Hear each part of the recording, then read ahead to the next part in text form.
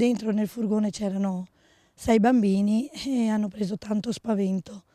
Poi guardando abbiamo visto che c'era l'impronta di un qualcosa che aveva colpito il vetro.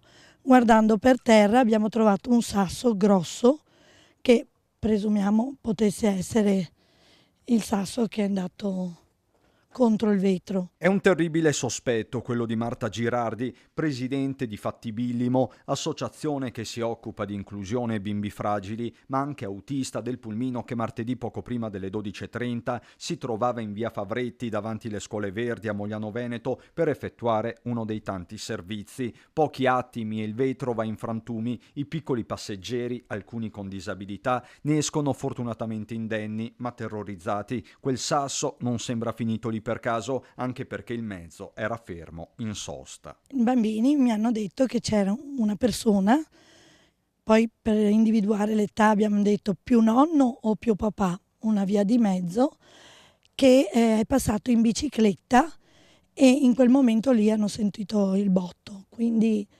presumiamo potesse essere stata quella persona perché poi intorno non c'era nessun altro. Nelle scorse ore in caserma a Mogliano è stata formalizzata una denuncia contro ignoti, mentre nel frattempo si passano al setaccio le immagini della videosorveglianza. Alcuni privati già si stanno muovendo dopo aver sentito la storia. Via social dall'associazione è partita anche una richiesta di aiuto per riparare il danno, immediata la risposta e la catena di solidarietà. L'associazione, nata 5 anni fa, ha la sua sede principale a Borgobianchi ed è un punto di riferimento per decine di famiglie. Resta una domanda inquietante dopo la grande paura: perché arrivare a tanto? Girardi, rivolgendosi al possibile autore, fa un distinguo che prende le mosse dalla sua storia e dalla sua sensibilità. Se ci sono dei problemi siamo qui pronti per dare una mano alle famiglie.